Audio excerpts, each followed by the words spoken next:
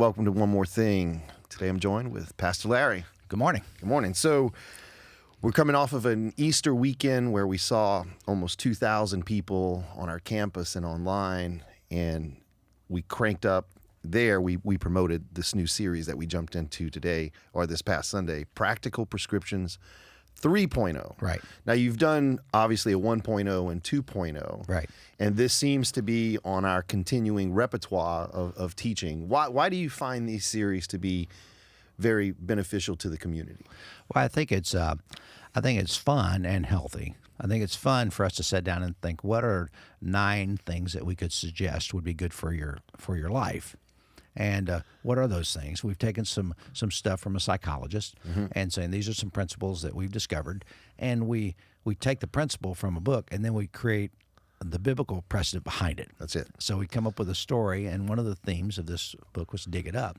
So you pull out a sermon. What is dig it up? Well, there's a scripture that really, about your talents that you bury and dig them up. But the goal for the 9 weeks is that when you walk out, you have this little card. Yeah. And it's a takeaway. People like a takeaway. And I don't know, I guess there's a variety of reasons why. I've not discovered all of them, but they want to put it on their mirror, and it reminds them what they learned this week, and they repeat it.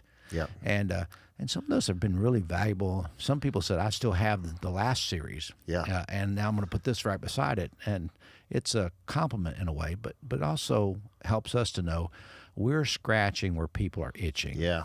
And you've been to a lot of sermons, and so have I. And I probably taught a lot of those, to where I'm scratching where I'm itching. That's right. This really, I got this feeling I need to do this. And at the end of the day, it only makes me feel better, but not anybody in the congregation. Yeah. So much better to look at your community. What are some principles that would help them achieve a better life? And I think these 9 principles for practical prescriptions are part of that. Yeah. I remember when Esther and I came to Florida back in 21, and we went over to your home to have lunch with you and Becky and to meet some of your family. And I remember you had Practical Prescriptions 2.0, all of the prescriptions on your own fridge. Right. And I thought that was that was one of the things that impressed me about you, was like you weren't just like giving these out to others. These were like reminders for you. And I didn't know what they were, and that's when you told me about the series. And I read through them, and it was brilliant. And so just so you listeners know, like, Pastor Larry and I will have these on our own fridges. These are not just things, because I think Martin Luther said it best. I teach best what I need to learn most. Right. And this sermon was absolutely convicting for me. And I know you as well, like as academics, like we have PhDs. This is a very rigorous, they don't just hand these things out. Right. But even after you accomplish, and that's one of the things that as a scholar myself that I still struggle with today, is I know that there's this gift that was inside of me, and I had to dig it up. But even then, I suffer with this idea of imposter syndrome, that my gift is not as good as someone else. Like, I'm not as brilliant as Richard Rohr or Daniel Dennett or whatever. When we encourage people to dig up their gifts, to look at the passions that God has probably placed in their heart, how do you help someone overcome their self-imposed limitations? Like, what would you say to someone who's like, I kind of wanted to be a preacher one time myself, or I wanted to do this, but I went this route, but it's still there, like the remnant of it. Like, how would you help them get over that fear of comparison? Well, I think when we compare ourselves to others, we're in trouble. So it's either if I'm better than you, then a little pride creeps in, and if I'm less than you, a little envy creeps in. It's like, but I learned some things early on when I was young. One of them is about coveting. It's wanting what someone else has. And my brother, who was 10 years older than me, when I was just 12 or 13 years old, he said, "Look, I said, oh, I want that car." He said, "No, that's coveting. That's a sin."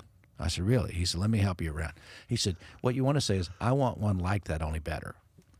So it's a loophole. So I want a Corvette like you have, only better. So dig it up. What are the things that we dig up? I think some of the things we dig up are, our fear of failure.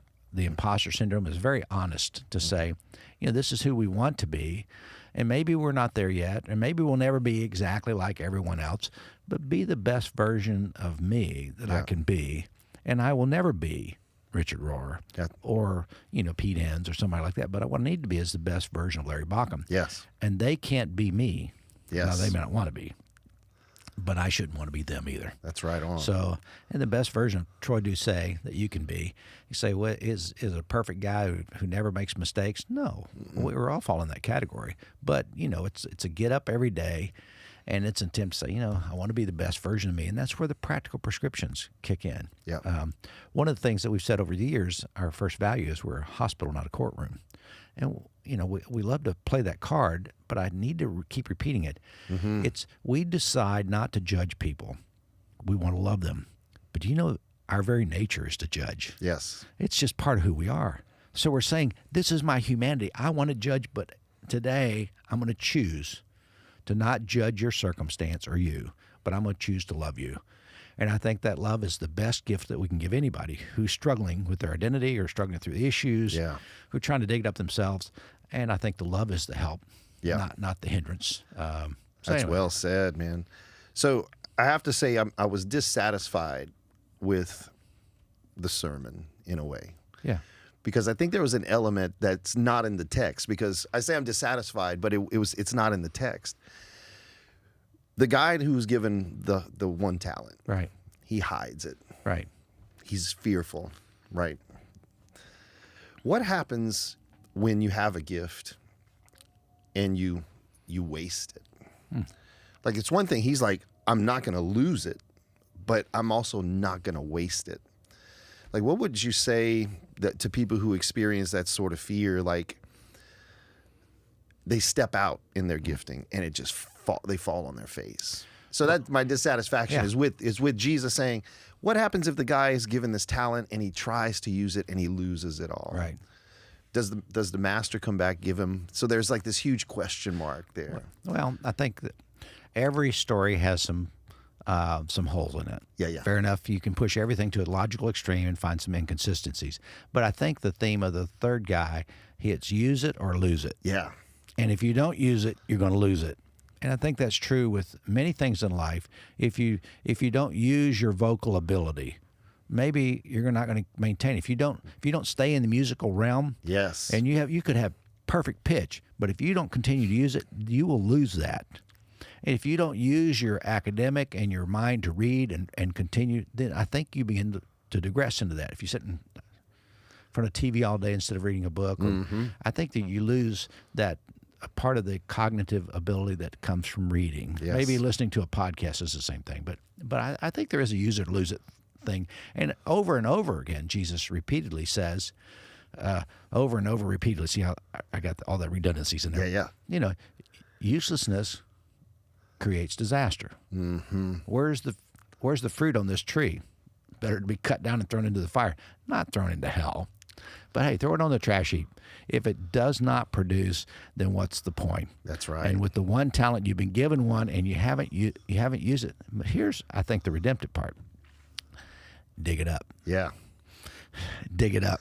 I got this $100,000. I've been buried. Well, dig it up. Dig it up. And put it to use. That's it. I think that's the theme of the sermon. It's the redemptive part. It's not over when it's buried. And you can almost play the resurrection theme here. Yeah. Dig it up again. And let it live. Wow, I think that's powerful. That's mind blowing. Like that's like I get chills thinking about that, because the way I approach it, and I think you would agree, is that even if I attempt and I fall on my face, I haven't lost. I've learned, and I could go back and say, what did I do wrong to lose this talent, right, or this money, whatever. I don't want to use talent like a gift that I have or a passion, but what did I do? So let me try again. Let me learn from that. And I think that's the way we approach it, is we have to learn from our failures, because it's not a total failure. You might think your life's in shambles and, man, everything's just going wrong. It's going to be okay. Like, hang in there. Agreed. And I think that was the beauty of the sermon, that you closed with this point, that authentic life comes from the inside out. Explain that to us as a final question. Well, I think that authenticity, if it's on the outside, it's not there. And Jesus was speaking to imperialist Rome and to the Judaistic imperialism in itself, to say, everything's about, keep the phylacteries on the back of your hand and on your forehead. And I think those are important things to understand, but it's not really on your forehead or your hand. Jeremiah said it this way. He said, "Oh, I long for a day where the covenant is not written on tablets of stone, but written on the tablets of the heart." Jesus comes back and says, it's within you. The kingdom of God is within you. It's at hand, And, another place he says in John 7, this, on the last and greatest day of the feast, he said, he who believes in me, streams of water will flow from within him. That's right. And where there is a stream, there is growth and healing and prosperity that always comes where the water flows. And I think it comes from the inside out. And I think God is in you. And we just got to let him out. Or recognize that he is there, first of all, and quit begging for him to come in. And recognize he is there, and he is that which gives me breath and soul and life. And without that, he is not there. So when I'm a corpse, my body goes away. I don't know that he's necessarily in that body as much as he is in the spirit that made me Larry Baucom. That's right. The personality that was mine. And that spirit, I think, joins again in some other dimension. To be with all the life that has ever flowed together. That's right. So that's what I think. I think it's a beautiful way to look at it. A beautiful way to look at it. Well, I'll be up this Sunday, and we're talking about pull the tooth. Pull the tooth. Sometimes we got to remove things from our life. Oh, that's going to be fun. I'm looking forward to it. I guess. It'll be good. It'll be good. Because things that are toxic, that's right, you can't let them stay. That's right. You got to work with them. So I'm excited to hear what you have to say. Oh, yeah. I commend you for it, and I am anticipating great things this weekend as well. Can't wait. Thanks, Dr. Baucom. My pleasure.